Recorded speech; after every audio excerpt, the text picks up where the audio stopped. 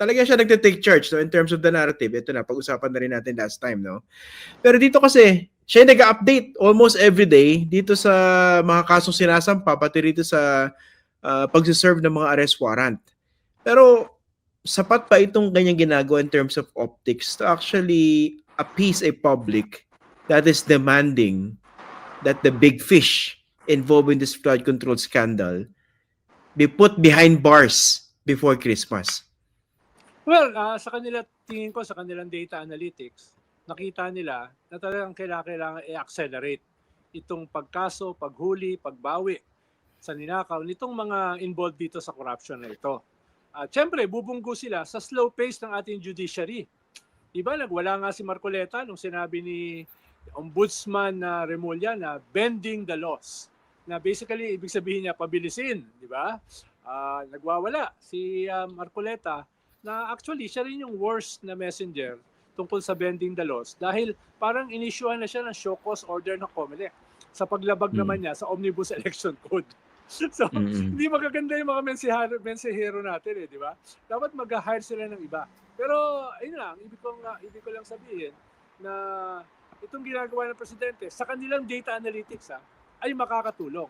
Dahil sa mga survey, no, kahit sinimulan niya itong mahiya ka naman campaign, mahiya naman kayo, binuksan niya yung Pandora's box nitong 15 mga contractors at eventually pumunta ito sa pinakamatataas na opisyalis ng gobyerno, Senate, President, Speaker, di ba? At mga iba pang mga senador at kongresista ay ang sinisisi pa rin sa mga survey lumalabas, yung presidente pa rin.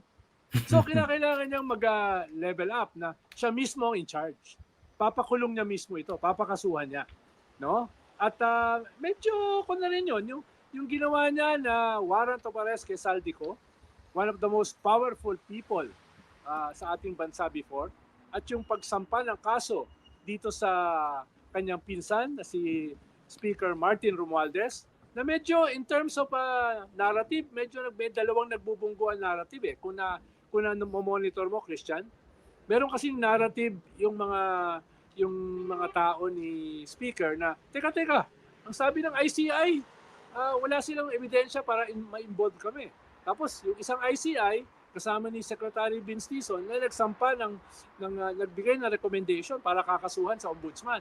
No? So, kailangan ayusin ng ICI yung kanilang narrative. Dahil yung ginagamit ni Speaker, yung kanilang ebidensya, yung kanilang desisyon, para naman sagutin yung sinampa o nirekomendang isampa ng isang miyembro ng ICI, si Secretary Babe Singson. So medyo kailangan ayusin nila yan, kung hindi, gugulo di ba?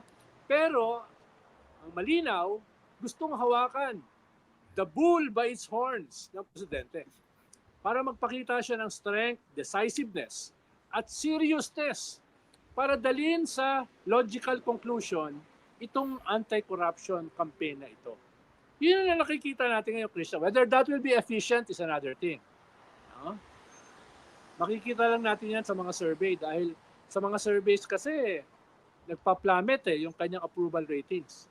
So he has to do something drastic para mapigilan yan. At tingin ko, ito yung kanyang balak. No? Siya yung mag-command nito. Palabasin niya yung ginagawa ni Vince, ginagawa ni Babe Singson, ginagawa ni Boying. Akin yun. Directly or indirectly, galing sa kanya.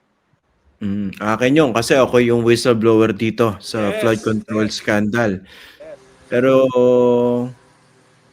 di ba independent ang ombudsman? Di ba independent ang ombudsman dapat? Ano ba kuweba yung kinaluluklukan mo dyan sa... May mga lumot ba dyan?